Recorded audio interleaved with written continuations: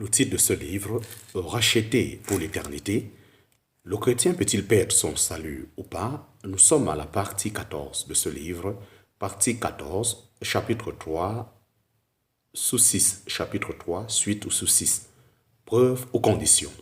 L'écriture contient des si ou des si du moins qui semblent montrer qu'il y a une condition pour rester dans la faveur de Dieu et donc qu'il est possible de perdre le salut.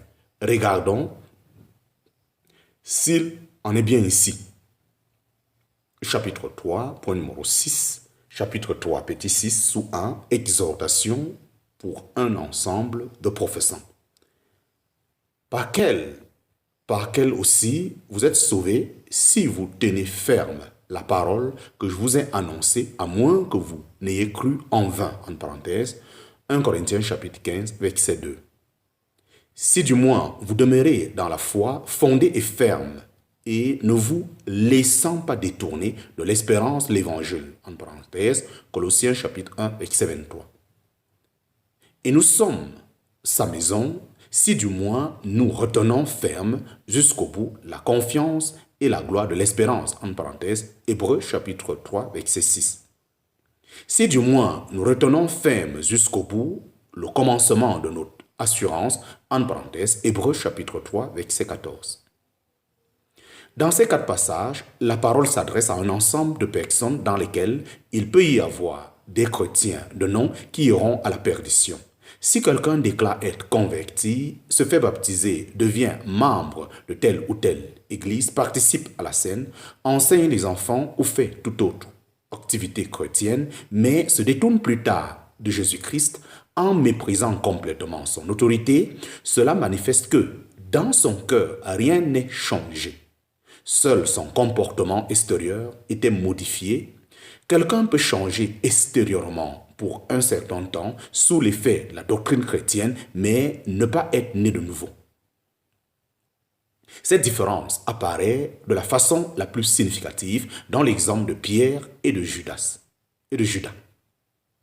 Pierre pécha gravement, mais persévéra malgré tout jusqu'à la fin car il croyait véritablement au Seigneur Jésus.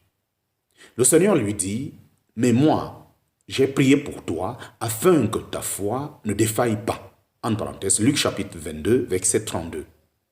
Pendant un moment, sa vie n'a pas correspondu à sa foi. Il a régné son maître, mais Jésus-Christ l'a rétabli. Judas, par contre, fut pendant 3 années et demie un disciple du Seigneur Jésus et pourtant il était en même temps un voleur. En parenthèse, Jean chapitre 12, verset 6. Jean chapitre 12, verset 6. N'agissant que par intérêt.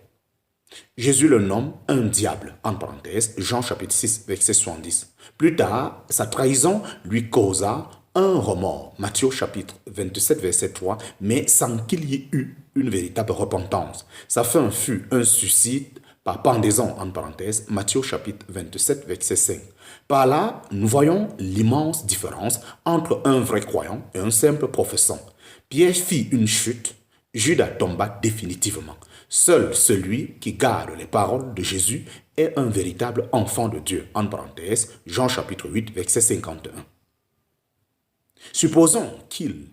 Supposons qu'un prédicateur parle dans une salle devant un public chrétien. Il demande que ceux qui sont chrétiens se lèvent. Peut-être tous se lèveront-ils ensemble, mais cela ne prouvera pas qu'ils sont tous de vrais chrétiens. On peut seulement dire que tous professent être chrétiens. Quelle sera maintenant la preuve qu'ils sont tous des croyants? Le fait qu'ils demeurent fondés et fermes dans la foi, c'est-à-dire dans la doctrine chrétienne, le fait qu'ils demeurent fondés et fermes dans la foi, c'est-à-dire dans la doctrine chrétienne. Si quelqu'un abandonne ce qu'il a professé, on peut douter qu'il soit un vrai croyant, qu'il y ait en lui une foi véritable. Il est relativement facile de dire que l'on est sauvé, montrer sa foi. Il est relativement facile de dire que l'on est sauvé. Montrer sa foi. En parenthèse, Jacques chapitre 2, verset 18. Montrer sa foi, en parenthèse, Jacques chapitre 2, verset 18, par son comportement est toute autre chose. Ainsi, dans ces passages, le si n'est pas une condition à l'obtention du salut éternel de l'âme, mais une démonstration pratique que ce salut est réellement possédé. C'est une preuve et non une condition. Lorsque le croyant est considéré comme étant en Christ, en parenthèse, vois par exemple 2 Corinthiens chapitre 5, verset 17, il n'y a point de si. Tout est de Dieu. Lorsqu'il est considéré comme pèlerin ici-bas, il est en route vers la gloire et doit tendre vers ce but. Alors viennent les si et les dangers et le besoin d'être gardé. L'âme sauvée est ainsi maintenue dans la dépendance de Dieu et dans la confiance en sa fidélité. Amen et Amen. Petit 3, chapitre 3, petit 6, chapitre 3, petit 6, point numéro 2. Le salut sous la loi. Le salut sous la loi.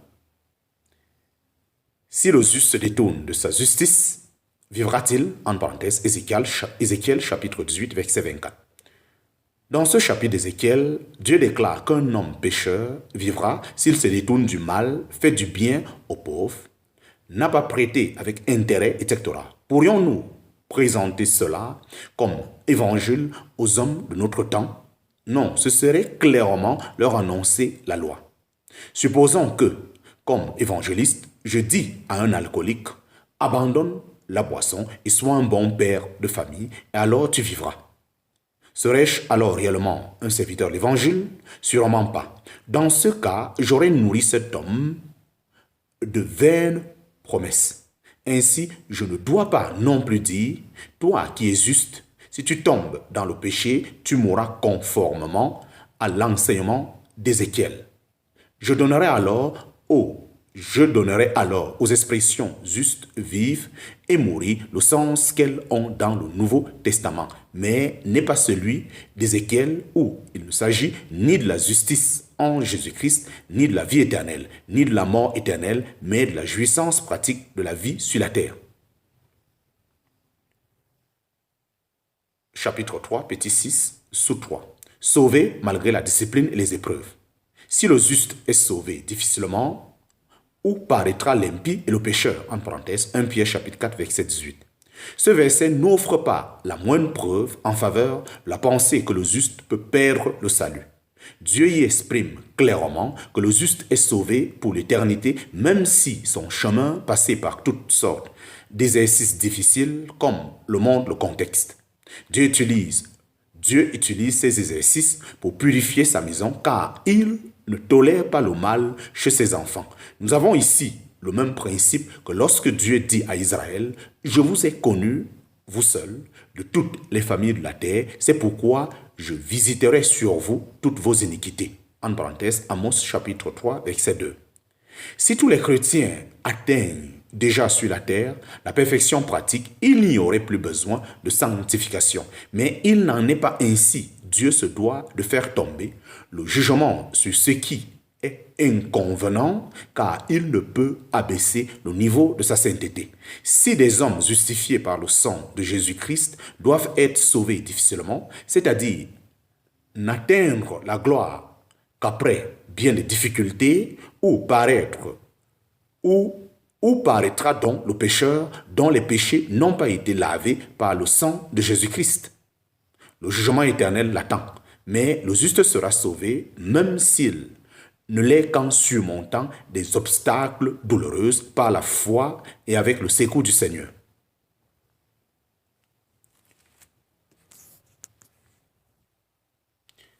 Chapitre 4 de ce livre, chapitre 4, l'Épître aux Hébreux. Chapitre 4, l'Épître aux Hébreux.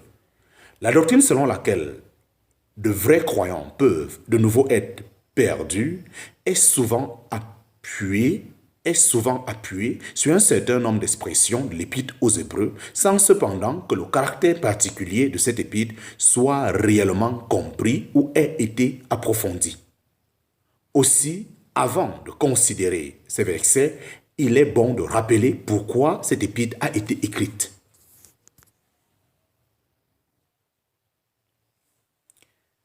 Chapitre 4, petit 1, but de l'épître aux Hébreux. But de l'épître aux Hébreux. Les premières assemblées en Judée étaient constituées presque exclusivement de Juifs qui étaient persuadés qu'ils devraient encore se conformer aux ordonnances de la loi de Moïse. Par exemple, Pierre n'avait pas voulu en aucune manière manger un animal impur ou entier dans la maison d'un païen. En parenthèse, Actes chapitre 10, versets 14 à 28. Ces Juifs considéraient encore le temple comme un lieu saint, faisant des vœux, se soumettaient à des rites de purification. En parenthèse, Actes chapitre 21, verset 26.